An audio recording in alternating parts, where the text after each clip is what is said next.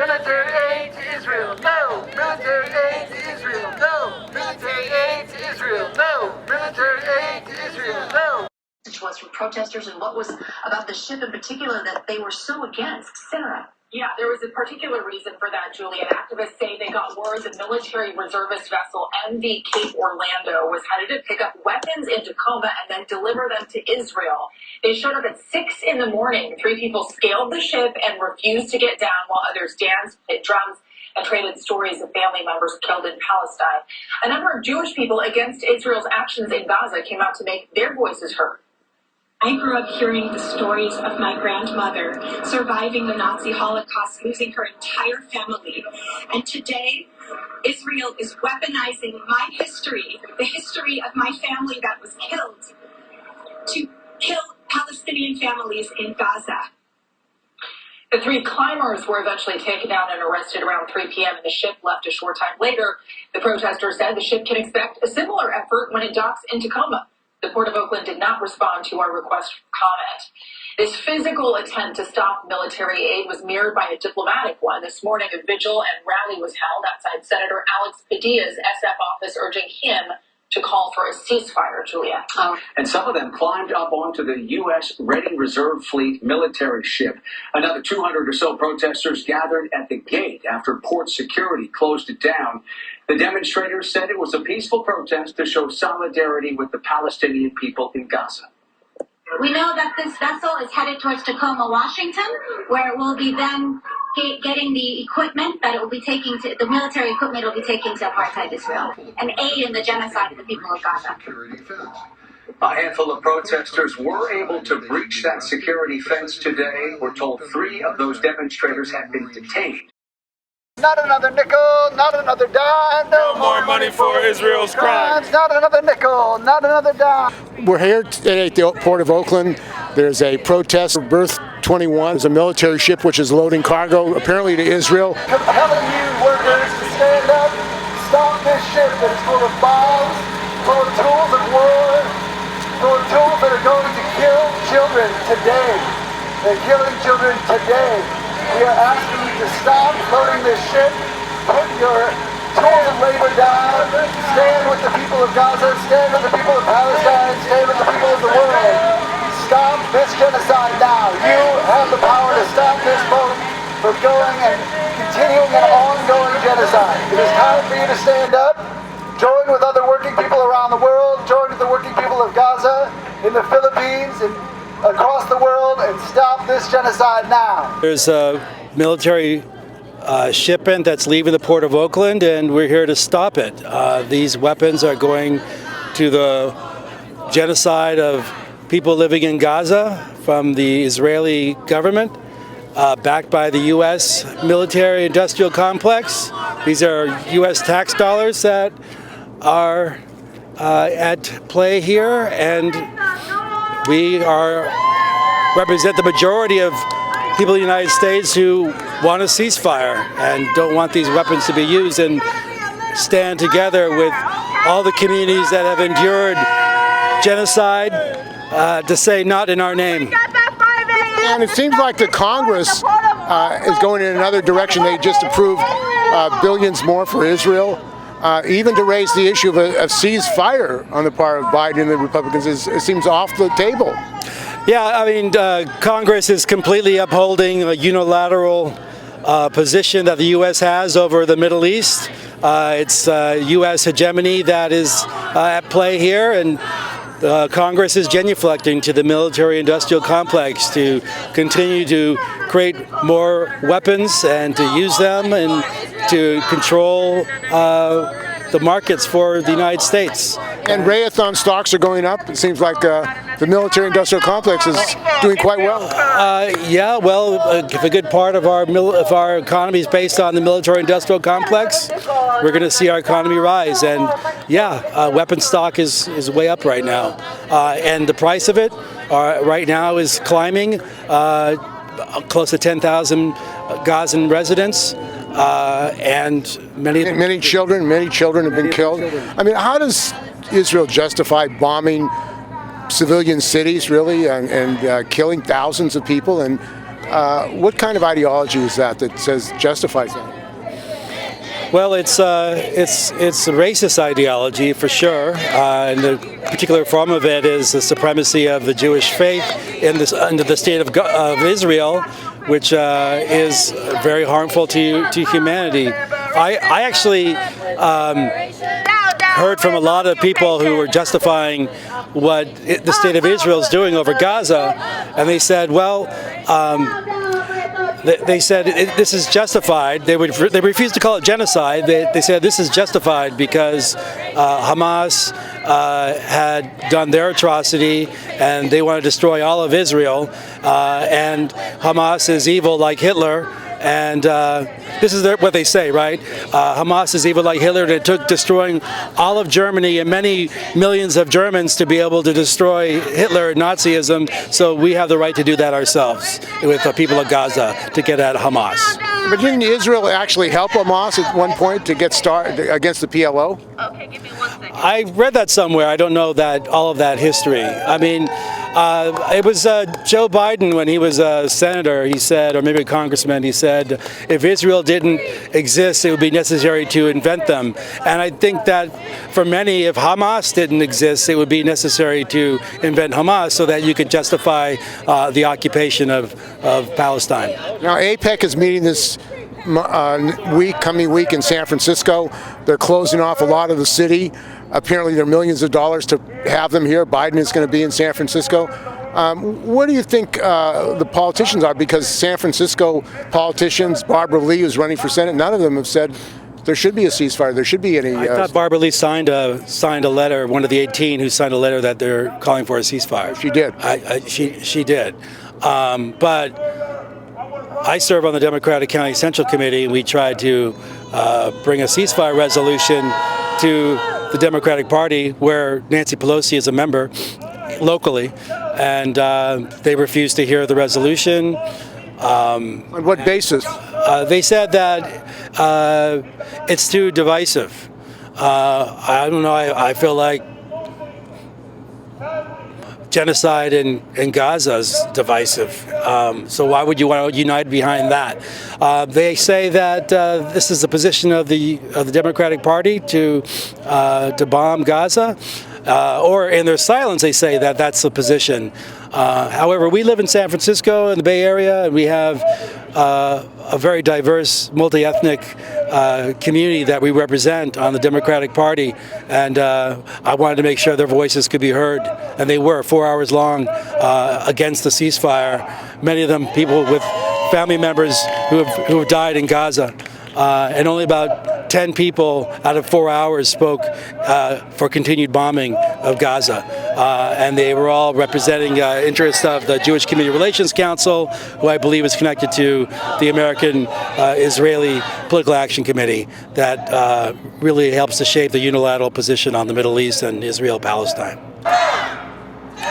Unfortunately, we have not had the kind of a statement as of yet from the ILWU opposing this genocide that is taking place. Other unions have. NUMSA, the National Union of Metal Workers in South Africa, has put forward a very strong statement. And I also understand the Maritime Union of Australia has also done the same. So I'm here today as a retired member of ILWU Local 10 to express my solidarity, but urging the union to make a statement condemning and calling for an immediate ceasefire to stop the killing of innocent women, children, and men. And our tax dollars are going to fund this. This is absolutely outrageous. The vessel, as I understand, is going to Israel, and it has military cargo on it. That's my understanding. And the name of the vessel is the MV Cape Orlando. I'm Clarence Thomas. I'm an ILWU Local 10 retiree, past Secretary Treasurer, co-founder of the Million Worker March Movement. I have worked many a day at Berth 20 at this particular facility. I'm here today because I understand that the MV Cape Orlando, this vessel that's right behind me, is going to Israel with military cargo. I learned this in the last several hours. I was told that there was going to be a demonstration here. There has yet to be any demonstrations at the Port of Oakland, and this is significant this morning. Hopefully, there's going to be a statement from the ILWU condemning the genocide and calling for an immediate ceasefire. Other unions have called for the refusal of workers to handle any kind of military cargo. Oakland Port, you can't hide, we charge you with genocide. We're here to basically protest a military vessel that's carrying weapons to Israel. And it seems like the U.S. government is spending a lot of money to arm Israel. They do, obviously, as I think everybody knows by now. It's been doing that for probably the past 40 years at least. $4 billion a year. They just got an additional $14 billion. It seems like there's an unlimited amount of money for... There is always an unlimited amount of money. Polls show that most people think this economy is bad, the system is broken, there's a lot to be fixed. We know that teachers are going on strike and health workers because they're not making living wages. Teachers have to buy their own supplies sometimes. And yet there is always an endless amount of money for wars. There was a hearing, Lincoln, the other day, was asking for, I think, $100-some billion for Israel, Ukraine, Taiwan. It's apparently there is money always for wars and for Israel. And thousands, 8,000 of people have been killed, many children. What does that say about not only Israel, but the U.S. government supporting this? Well, we know that us who've been in the pro-Palestine struggle, who have known this all along, the U.S. is not just an ally of Israel. The U.S. has been the primary enabler of Israel's occupation, Israel's crimes over the decades, whether it is settlements, occupation, the daily violence in the West Bank and Gaza. Israel is always, the U.S. has been the primary enabler of this, and both by funding and arming and providing the political cover and the diplomatic support. How's it going to stop? Well, our people on the ground have always withstood and are going to continue to do what they need to do and resist and be heroic, because that's what they have to do. But there has not been a liberation movement in history that succeeded on its own, that has succeeded without international solidarity, both material and political and so on. So we here and people everywhere in the world have to do what they have to do. Right now, at this moment, we have to be disruptive. We have to continue to grow this movement, and we have to change the policy of this government. We already know that this movement is growing and things are much different than they were when I first got here. And the ILWU member Clarence Thomas spoke today. What do you think about what he had to say about labor and working people? Great message, and it was a clear message to us, and we hope more people in this country and across the world hear it. Laborers and working class have always been in the forefront of struggles for better lives and also liberation struggles across the globe. Workers and labor unions across the world were very instrumental in bringing down apartheid Israel. And they're here today with us, and we're going to continue to grow this movement. So yeah, this ship is called the Cape Orlando, and we've been told that they believe that it's actually just loading right now for crew. So it's loading provisions in order to set sail, and then it's supposed to go to Tacoma, where they believe it will be picking up military equipment to send to Israel. And we found out about it pretty late, and so we think most of the crew is on board. We're out here to try and encourage people to make the right decision and decide not to be complicit in genocide and not handle material going to Israel. And really, we want to answer the call from trade unionists in Palestine, like Belgium did, and encourage all of our working people to agree not to handle anything going to Israel that's going to help them to commit genocide in Gaza. And the U.S. Congress just passed a bill giving them more money. They get a tremendous amount of money already. It seems like the Republicans and Democrats want to give them more money. Yeah, both parties, I think, do want to give them more money, which, I mean, makes total sense. Israel has always been an important geographical outpost for Western countries' interests. They know that as long as Israel is there and Israel is strong, that the interests of capitalist Western countries are going to be upheld in the region. They have an important position within that sort of structure. And there's been a debate in the labor movement. Mark Diamondstein, who's president of the American Postal Workers Union, said, he's an anti-Zionist Jew, he said that the United States should not be giving military aid to Israel. There are unions, the Chicago Teachers Union passed a resolution for a ceasefire. You think the tide is changing, or at least more and more workers in the United States are starting to question this loyalty to the state of Israel?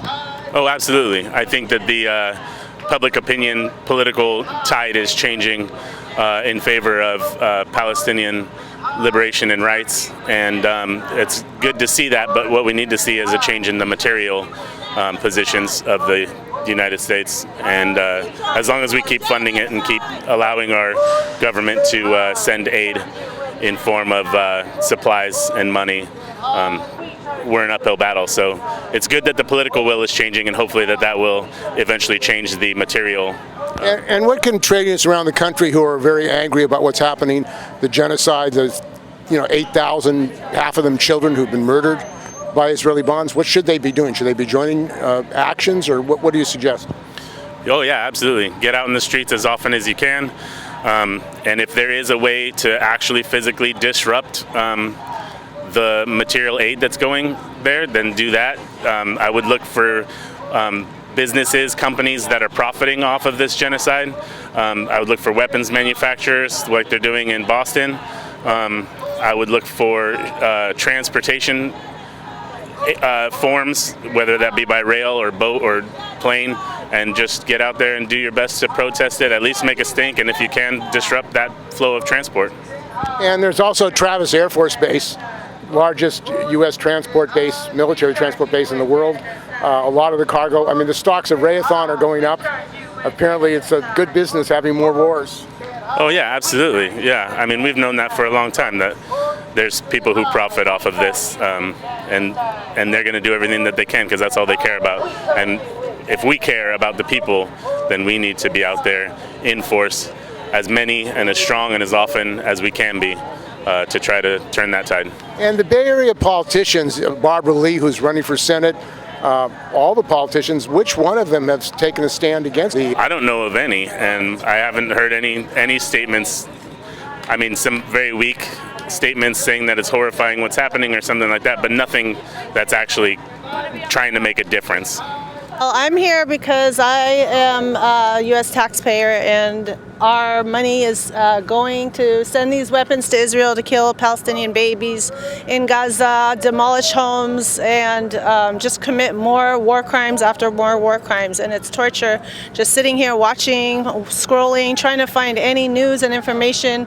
All the media has been shut down, no water, no food, no electricity. We're all worried sick about our friends and loved ones and our family members being bombed indiscriminately, and without half the people killed are children.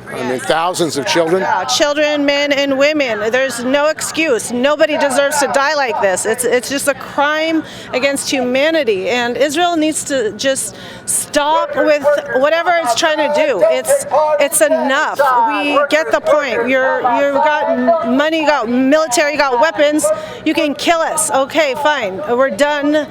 We're done asking nicely. We're ready just to shut it down and no business as usual. And as long as this criminal regime is being supported and funded with our tax dollars, it's our funds, it's our responsibility, it's our complicity. Until and unless we stand up, we are directly complicit in the murder of these children. And the politicians, Barbara Lee's running for Senate. Where do they stand? I mean, it seems like, even to have a position of a ceasefire is a radical position for these politicians. I mean, can you? It's the bare minimum, and they're terrified even to speak up. And the time for silence is over. You know, Barbara Lee is doing the very bare minimum. She's playing both sides like a fiddle, and I'm sick of it. I'm done. You know, we're done asking nicely. It's time for everyone to take a stand and speak up and stand up against this genocide if they're opposed. There's no more. You know, Barbara Lee works with AIPAC. She is more right-wing than J Street. J Street are Zionists. Like, it's just unacceptable that she's been able to get away with supporting Israel and acting like a progressive, you know, to our communities. They refuse to hold her accountable, and I'm really, I'm tired of this pass just because she voted against the war once. She's done nothing to stand up for Palestine, you know, to demand justice, to demand an end to apartheid and occupation. And it's 75 years, and Palestinians aren't waiting for these politicians anymore. We're not going to vote for them. I was part of the AC Dems, the Alameda County Dems resolution. They passed this week to demand that U.S. aid to Israel, you know, standing in solidarity with Palestinians, and we're going to be working with the Democrats to make sure that they don't vote for these so-called leaders that have not been representing us for a very long time. They're the war party of war crimes and militarism, and something's got to change. The U.S. Congress has just voted to give money to Israel. I mean, it seems like that's the highest priority for the U.S. government at this point. Yeah. You have homeless people, you have people hungry. It's really unbelievable how this Zionist, you know, establishment has captured our entire government. Like, they're more loyal to Israel openly now, and it's always been that case, but now they don't even try to hide it. And it's shameful, and it's a disgrace, and, you know, it's time for them to go. They're all just old school. The young people are, you know, they're here to change things, and they're going to do it different. So it's just a matter of time. They need to get out of the way so that we can have a new world, a better way of living, spending our resources on our communities for their needs, for their hopes and dreams, jobs, good housing. Like, the infrastructure is all falling apart. Our schools are underfunded. Our teachers can barely survive. It's an embarrassment, honestly. My name is Clarence Thomas. I am a third generation retired ILWU Local 10 member. I am here to stand in solidarity with you. It is long overdue. We are waiting for a statement from the ILWU calling for an immediate ceasefire and condemning the carnage that is taking place that can best be described as retaliatory genocide. Yeah. I'm here this morning to express my solidarity. This is very important. It is so important that people understand the power of the working class. It is the working class that fights wars. It's the working class that dies. It's also the working class who stands up against imperialist wars, as we are doing today.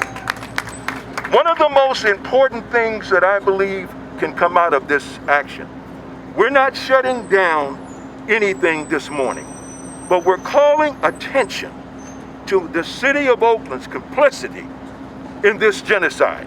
Yeah. Remember, these are our tax dollars that are going for this carnage. Billions of dollars going to Israel that could be better used here in the city of Oakland, San Francisco, Richmond, Los Angeles, Chicago, billions of dollars. And to make matters worse, Israel sends its police department and military officials to come to the United States of America in what is called Urban Shield to give people the insight as to how they can utilize the tactics that are used against the Palestinians, against our own people here. It's time for the American people to wake up and stand up. So I don't want to take too much time, but let me just say this. There have been calls by the labor movement all over the world for workers to refuse to handle any cargo or material supplies going to Israel. That is our right and our privilege. And in 1939, when Japan invaded Manchuria, there were people from the community who came out and did a community blockade. It was very successful. Franklin Delano Roosevelt wrote a letter to International President Harry Bridges and told him that he needs to stay out of U.S. foreign policy. Harry's response is that it's our right and our privilege as workers. And this is the tradition of the ILWU.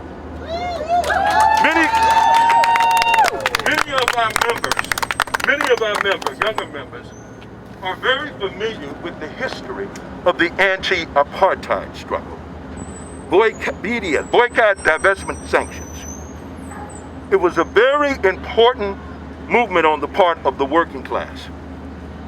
Israel is an apartheid state, just like South Africa was. And it's important for people to know that the great Bishop Tutu said that the Palestinians are being treated worse than black South Africans. Black South Africans had passes to work on the ports. Palestinians do not.